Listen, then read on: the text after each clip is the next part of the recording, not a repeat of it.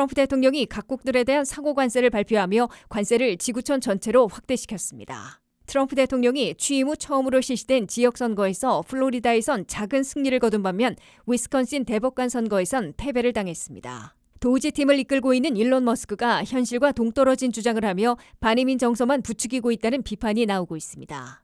연방 공무원들이 지금 퇴직을 신청하고 9월 말까지 봉급을 받을 수 있는 조기 퇴직제가 2차로 전격 재개되고 있습니다. 학교 급식에서 2% 우유를 비롯한 전지 우유를 다시 제공할 수 있도록 하자는 논의가 진행되고 있습니다. 시청자 여러분 안녕하십니까? 워싱턴 뉴스 투데이입니다. 트럼프 대통령이 각국들에 대한 상호 관세를 발표하며 관세를 지구촌 전체로 확대시켰습니다. 백악관은 트럼프 관세로 연간 6천억 달러 이상 세 수입을 늘리고 미국 제조업을 부활시켜 미국을 다시 부자로 만들 것이라고 강조했습니다. 반면에 수입업자들과 소비자들이 관세를 부담하게 될 수 있어 단기적인 고통을 겪고 물가 불안, 소비 위축, 불경기를 초래할지 모른다는 경고를 받고 있습니다. 한면택 기자가 보도합니다.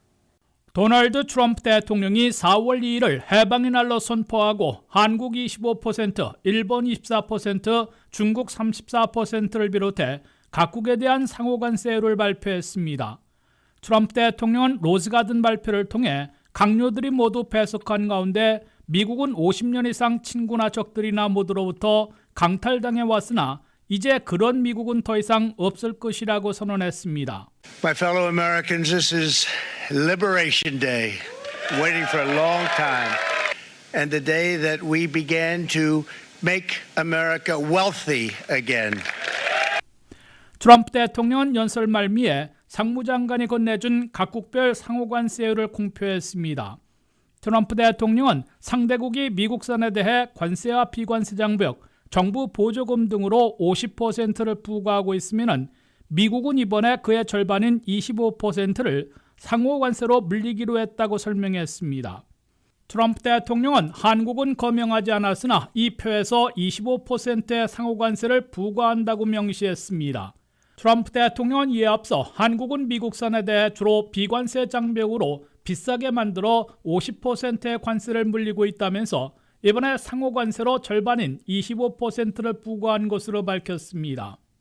미 상무부가 발표한 통계에 따르면 한국은 대미 무역에서 지난 한 해 660억 달러의 흑자로 9위를 기록한 바 있습니다.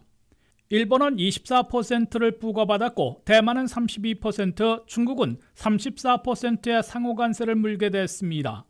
지난해 대미 무역 흑자에서 1위였던 중국은 2,954억 달러의 흑자를 받고 일본은 한국보다 약간 많은 685억 달러로 8위였습니다. 대미 무역에서 1,000억 달러 이상 흑자를 보고 있어 4위를 차지하고 있는 베트남의 경우 46%의 높은 상호관세를 물게 됐습니다. 트럼프 대통령은 4월 3일 차종부터 외국산 모든 자동차와 자동차 부품에 대한 25% 관세와 함께 각국별로 설정된 상호관세를 징수하게 된다고 밝혔습니다. 트럼프 대통령은 공격적인 이번 관세 부과로 지구촌의 불공정 무역을 바로잡아 1조 2천억 달러나 되는 미국의 무역 적자를 줄여나가고 관세 세입으로 국가 부채를 감축해 나갈 것이라고 약속했습니다.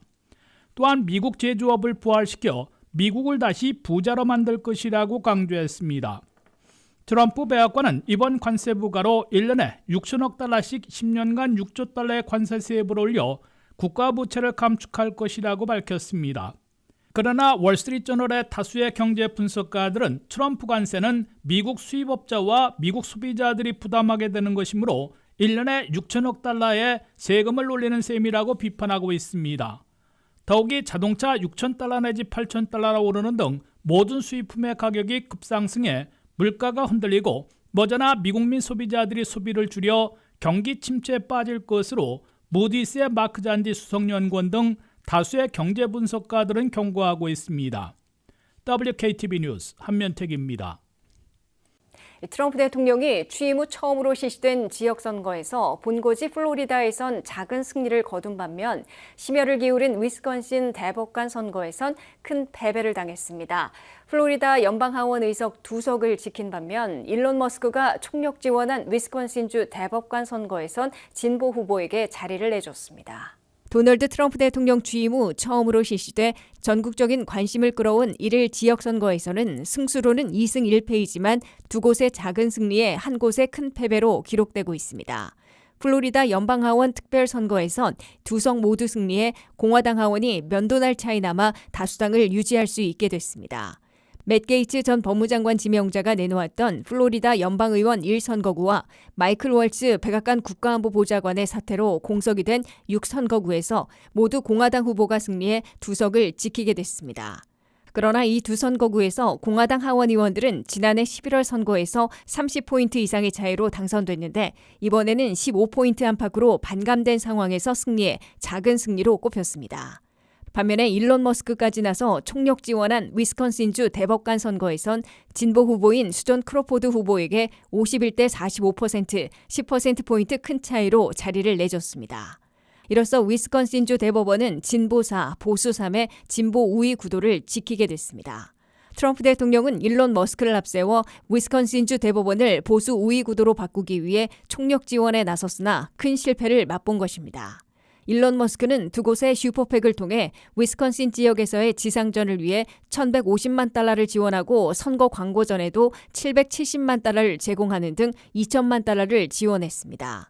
선거 전야인 일요일에는 진보 판사 반대 청원에 서명하는 이 지역 유권자들에게 100달러씩 지급하는가 하면 선거일이 다가오면서 투표장에서 위스콘신 주민이라는 라벨을 붙이면 50달러씩 제공키도 했습니다. 대선 때와 같이 보수 지지 청원에 서명한 사람들 중에서 추첨해 100만 달러의 체크를 제공하는 모습도 보였습니다. 이번 지역선거를 통해 미 유권자들은 트럼프 대통령보다는 일론 머스크에 대한 반감이 더 크다는 무언의 메시지를 보내고 있다고 미 언론들은 해석하고 있습니다. 일론 머스크가 이끄는 도우지는 연방 공무원들을 무더기로 해고하는 데 주력하고 있어 230만 연방 공무원들과 그 가족들의 원성을 사고 있습니다. 머스크의 도우지 팀에 대한 비판론자들은 특히 도우지 팀이 민간 정보에 접근해 현실과 다른 수치를 공표해놓고 아니면 말고식으로 빠지고 있다고 비판하고 있습니다. 비판론자들은 트럼프 대통령이 머스크의 말만 믿고 행동했다가는 대실패의 연속을 겪게 되고 모든 책임을 본인이 지게 될 것이라는 경고도 내놓고 있습니다. 도우지 팀을 이끌고 있는 일론 머스크가 현실과 동떨어진 주장을 하며 반이민 정서를 부추기고 있다는 비판이 나오고 있습니다. 남아공 출신의 이민자인 머스크는 수백 살의 2천만 명이 소셜연금을 타고 있다고 주장하며 비시민권자 수백만 명에게 사회보장 번호를 발급해 연금과 투표까지 허용하고 있다고 발언해 반이민 정서를 부추기고 있다는 비판을 사고 있습니다. 한면택 기자가 보도합니다. 트럼프 행정부의 강경 이민 정책, 이민 제한 또는 반이민 정책은 이민자 또는 이민자 후손들이 주도하고 있습니다. 트럼프 이민 정책을 갈수록 이민 제한 또는 반이민 정책으로 끌고 가는데 앞장서고 있는 인물들은 백악관에서 스티븐 밀러 비서실 차장과 측근 중에 측근으로 부상해 있는 일론 머스크가 가세하고 있습니다. 일론 머스크는 본인이 2천만 달러 이상 퍼부은 위스콘신주 대법관 선거에 지원 유세에 나섰는데 선거 지원 대신에 사회보장국이 비시민권자들에게 한 해에 수십만 명, 수백만 명에게 사회보장번호 카드를 발급해 연금과 심지어 투표까지 허용하고 있다고 허위 주장을 폈습니다. That we found 20 million dead people marked as alive in the Social Security database. This is so crazy. And then you'll notice there's a strange trend here where how many Social Security numbers were issued. We found groups from this particular group of people, this 5.5 million people, in those benefit programs. And then what was really, really disturbing us was why. And we found people here registered to vote in this population, yes. And who did vote? And we found some by sampling that actually did vote. 머스크는 도우지의 사회보장국 조사를 책임지고 있는 참모와 함께 타운홀 미팅에 등장해 사회보장국은 비시민권자들에게 2022년 59만 명, 2023년 96만 4천 명, 2024년 200만 명에게 사회보장번호와 카드를 발급했다며 충격적이라고 비난했습니다. 이 숫자만 말하면 허위 주장이 아닐 수도 있었으나 머스크는 사회보장번호와 카드를 받은 비시민권자들이 소셜연금을 타고 유권자 등록해 선거에도 참여하고 있다고 주장했습니다. 하지만 일론 머스크의 주장은 현실과 동떨어진 것으로 반이민 정서만 부추기려는 의도로 성토당하고 있습니다. 현행법으로 사회보장국은 비시민권자들에게 워크퍼밋을 받으면 사회보장번호와 카드를 발급하고 돈을 버는 만큼 세금을 내도록 하고 있습니다. 그렇지만 비시민권자들이 사회보장번호와 카드만으로 소셜연금을 탈 수도 없고 더욱이 유권자 등록을 하고 투표할 수는 없도록 되어 있습니다. 비시민권자가 받는 사회보장 카드에는 Valid for Work Only라고 미국 내 합법 노동할 때에만 유효하다고 명시되어 있습니다. 비시민권자들이 영주권이나 시민권을 취득한 직후에는 사회보장국 지역사무소를 직접 방문해 이민신분을 업데이트하며 이민신분과 개인신원을 증명하도록 의무화되어 있습니다. 그럼에도 일론 머스크는 사회보장국이 엉터리 행정으로 비시민권자들에게 한 해에 수십만, 수백만 명에게 사회보장번호를 부여하고 소셜카드를 제공해 가능치도 않은 연금 수령과 투표까지 불법으로 혜택을 포기하고 있는 것처럼 몰아세워 반이민 정책을 부추기고 있다는 지적을 받고 있습니다. 일론 머스크는 본인이 남아프리카 공화국 출신으로 캐나다를 통해 미국에 와 세계 제1의 거부가 된 이민자 1세로 분류됩니다. 여기에 트럼프 이민 정책의 설계자로 꼽히는 스티븐 밀러 백악관 정책 담당 비서실차장은 미국 태생이지만은 친부모 쪽은 유태계, 처부모 쪽은 러시아계로 모두 이민자 후손입니다.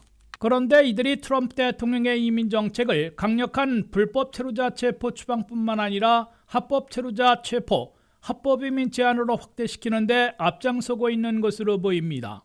심지어 자신들의 이민 제한, 반이민 정책을 트럼프 대통령이 채택하도록 허위 주장이나 틀린 숫자를 총동원해 이민자들을 악마화시키고 있다는 비난을 불러일으키고 있습니다. WKTV 뉴스 한면택입니다. 연방 공무원들이 지금 퇴직을 신청하면 9월 말까지 봉급을 보장받는 조기 퇴직제가 일부 부처들에서 2차 시행에 들어간 것으로 나타났습니다. 대량 해고가 예고된 상황이어서 1차 때 7만 7천 명이 신청한 것보다 훨씬 많을 것으로 예상돼 전 부처로 확대 시행될 가능성도 거론되고 있습니다. 지금 퇴직을 신청하고 9월 말까지 봉급을 받을 수 있는 트럼프 행정부의 조기 퇴직제가 2차로 전격 재개되고 있어 해고 태풍에 휩싸인 연방 공무원들의 큰 주목을 받고 있습니다. 현재까지 확인된 2차 조기 퇴직제 시행 부처들은 연방정부 5개 부처와 1개 기관인 것으로 나타났습니다. 대규모 감원이 예고된 국방부와 농무부, 에너지부와 교통부, 총무처, 그리고 연방항공청으로 집계됐습니다. 이들 기관들에서는 전 직원에게 이메일을 보내 4월 7일부터 18일까지 2차로 조기 퇴직 신청을 받는다고 공지했습니다. 해당 부처의 연방 공무원들은 이 기간 중에 조기 퇴직 오퍼를 수용하면 조기에 퇴직하는 대신에 해고를 피하고 9월 말까지는 봉급과 의료보험 등 베네핏을 받게 됩니다. 초대형 해고 태풍이 이미 예고됐기 때문에 상당수 연방 공무원들은 이번 2차에는 조기 퇴직을 이용할 뜻이 있다고 밝히고 있다고 워싱턴 포스트가 보도했습니다. 어느 날 갑자기 해고되느니 자진 퇴직에다가 9월 말까지는 봉급과 베네핏을 계속 받으며 다른 일자리를 알아볼 수 있기 때문이라고 연방 공무원들은 토로하고 있습니다. 연방 농무부의 한 직원은 유급휴가 처리돼 해고되는 날만 기다리고 있는데 2차 조기 퇴직제 시행이 알려져 이용하려 했으나 이례적인 어려움을 겪었다고 밝혔습니다. 농무부 공공 이메일이 차단돼 2차 조기 퇴직 오퍼를 받지 못해 좌절하고 있었는데 농무부 인사국에서 자신의 개인 이메일을 어떻게 알아냈는지 오퍼 이메일을 보내와 수락을 고려하고 있다고 밝혔습니다. 1차 때에는 무더기 해고 태풍에 대한 반감이 심해 전 부처에서 7만 7천 명이 수용해 3.3%에 그친 바 있습니다. 도우제를 이끌고 있는 일론 머스크는 5 내지 10%는 이 조기 퇴직제를 활용할 것으로 장담했는데 이에는 훨씬 못 미친 것입니다. 2차 조기 퇴직제를 시행하려는 5개 부처, 1개 기관 가운데 국방부는 민간관리 95만 명의 5에서 8%인 4만 7,500명 내지 7만 6천 명을 해고할 방침이어서 이번 2차에 조기 퇴직을 수용하는 사람들이 급증할 것으로 예상되고 있습니다. 2차 조기 퇴직제가 18개 연방정부 부처 전체와 산하 독립기관들로 전면 확대 시행될지도 관심사가 되고 있습니다. 조기퇴직자와는 약간 다르게 사회보장국에선 조기퇴직을 선택하는 직원들에게는 9월 말까지의 봉급을 보장하는 대신 일시불로 2만 5천 달러를 지불하는 제도를 시행했습니다. 사회보장국에서는 7천 명이 퇴직했고 전체 6만 명 중에 절반인 3만 명을 해고한다는 계획이어서 추가 감원이 이루어질 것으로 예고되고 있습니다. 이 학교 급식에서 2% 우유를 비롯한 전지 우유를 다시 공급할 수 있도록 하는 논의가 진행되고 있습니다. 2010년 이후 급식에서 제외된 전지 우유가 다시 재도입될 가능성이 높아지면서 이 학생들의 영양 공급에 긍정적인 변화라는 의견과 비만 문제가 우려된다는 의견이 맞서고 있습니다. 홍의진 기자의 보도입니다. 학교 급식에서 2% 우유를 비롯한 전지 우유를 다시 제공할 수 있도록 하자는 논의가 진행되고 있습니다. 지방 함량이 높다는 이유로 2010년부터 제외된 전지 우유가 최근에는 오히려 어린이들의 건강한 성장을 돕는 영양 공급원이라는 주장과 함께 재도입이 추진되고 있습니다. 상원위원회는 학교 급식의 전지 우유 재도입에 대한 청문회를 개최했습니다.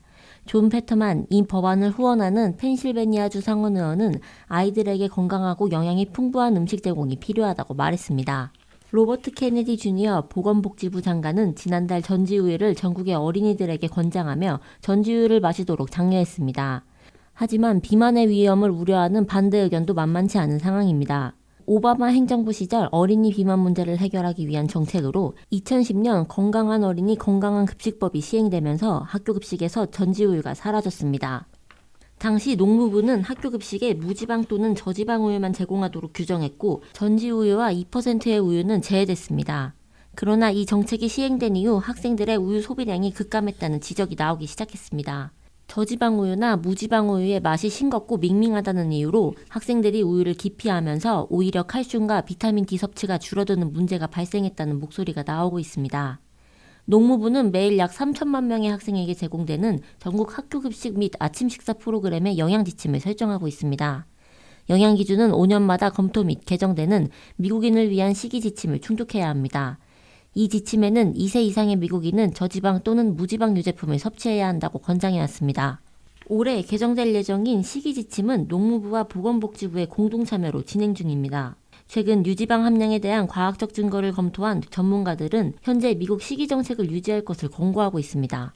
전문가들은 2010년 전지우유 중단 관련 법안 시행 후 연방 영양 프로그램의 변화로 인해 어린이와 청소년들의 비만 증가 속도가 둔화되었다는 연구 결과가 기존의 정책 유지의 주요 이유 중 하나라고 말했습니다. 지금까지의 정책이 긍정적인 결과를 가져왔으며 이를 바꿀 만큼 확실한 증거는 충분하지 않다고 덧붙였습니다. 보건복지부 장관과 농무부 장관은 이전 행정부에서 발표된 과학보고서를 검토하고 있다고 밝혔습니다. WKTV 뉴스 홍의진입니다. 이상으로 워싱턴 뉴스투데이를 마치겠습니다. 시청해주신 여러분 고맙습니다.